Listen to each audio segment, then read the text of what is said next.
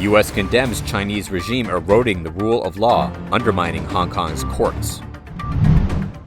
Blank paper revolution erupts in Guangzhou again, store owner reveals shocking news.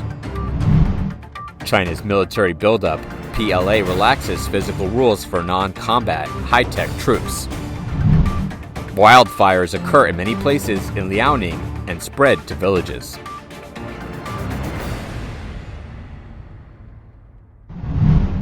State Secretary of State Antony Blinken condemned the Chinese regime for eroding the rule of law and undermining the judicial independence of Hong Kong, as the State Department published a new report for the island's last year's status.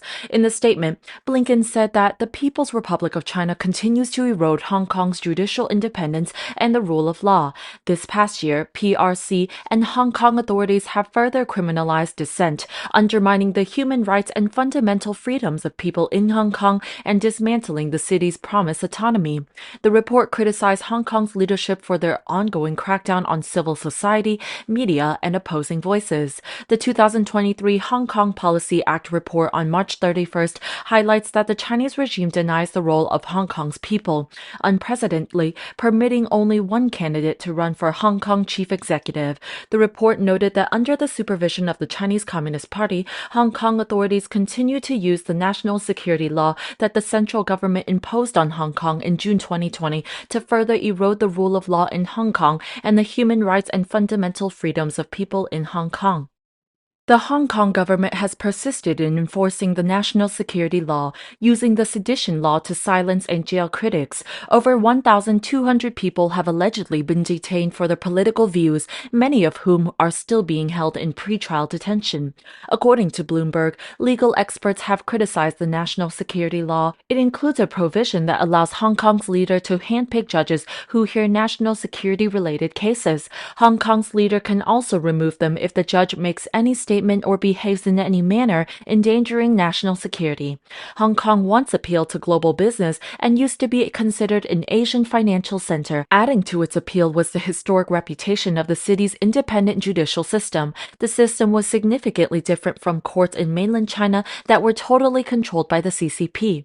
Thomas Kellogg, the executive director of Georgetown University's Center for Asian Law, told Bloomberg that the Beijing-backed Hong Kong government faces a real challenge as it tries to pivot away from the events of 2019 and 2020 and to refocus international attention on Hong Kong's long-time role as a business hub. Another white paper revolution occurred in Guangzhou City, Guangdong Province, China. Merchants at Fashion Tianhe Square in Guangzhou recently held up blank sheets of white paper to collectively protest against the shopping mall's breach of contract. A netizen posted a video showing merchants walking in the corridors of a building, holding white paper and shouting, "Oppose, breach of contract." This netizen explained the reason for the protest. In the past, due to the pandemic, the shopping mall helped merchants to reduce the premises' rental price. Now that the number of customers has increased, the shopping mall's leaders think it's inappropriate to keep reducing the rental cost, so they turn it back to normal, forcing the merchants to agree, or else they have to leave. At 2 p.m., the police arrived at the scene. Gu, running a shop in Guangzhou Pedestrian Street, told Xiwang Zhisheng, "The business in the T-Mall area is currently not good. T-Mall is a famous shopping mall in Guangzhou. It's been struggling for the past few years due to the lockdown. Now everything is starting to come back to normal. The rental price has risen up again. Who can afford it? It is not profitable anymore." Gu said the general business situation in Guangzhou is awful right now. Almost all the shopping malls are closed, including the famous Wangfujing department store, the time-honored brand 13 Factories, and several wholesale markets for clothes, shoes, and hats. Many stores have been vacant for more than a year. He added, "Guangzhou used to have a very developed economy, but now its financial self-sufficiency rate cannot reach 80% since it used to mainly rely on foreign trade and wholesale to finance its economic activities. But now that's gone, what's left are half-deadly operating shops and unprofitable ones." Starting on March 27th, the Chinese government lowered the required rate of return, or RRR, to 0.25 percentage points to stimulate domestic demand and boost consumption. However, the unemployment wave continued to spread, and wages and benefits also fell sharply. Gu said civil servants in many cities had been fired. Although the situation of Guangzhou civil servants is better than in other cities, their salaries have been cut. He said, "The white-collar class can neither earn money nor dare to consume, so the main consumer group is gone. Now they are digging money from the bottom up, meaning from merchants, and the pressure is increasing. Isn't it the same in the whole country? The bank savings interest rate keeps increasing, the unemployment rate keeps increasing, and the business keeps making losses. There is no hope at all." The Chinese Communist Party has recently adopted new medical selection standards to build up its military. Firstly, any applicant who cannot stand the sight of blood will be disqualified. Secondly, standards were relaxed in some cases where physical norms like height, weight, and visual activity could be waived.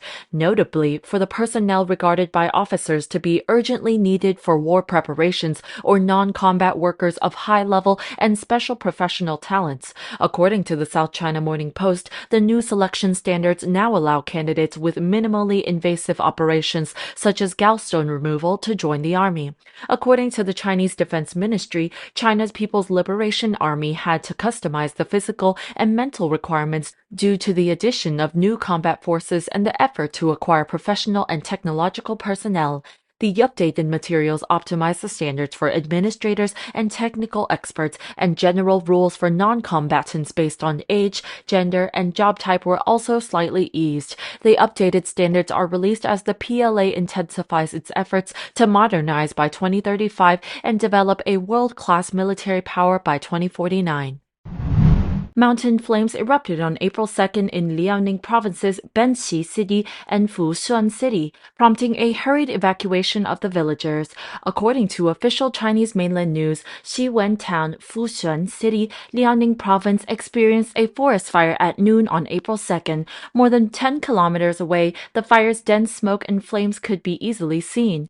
A wildfire started to burn nearby Baozi village in Jianchang, Benxi, Manchu Autonomous County, Benxi City, Liaoning Province. At present, this fire is spreading rapidly.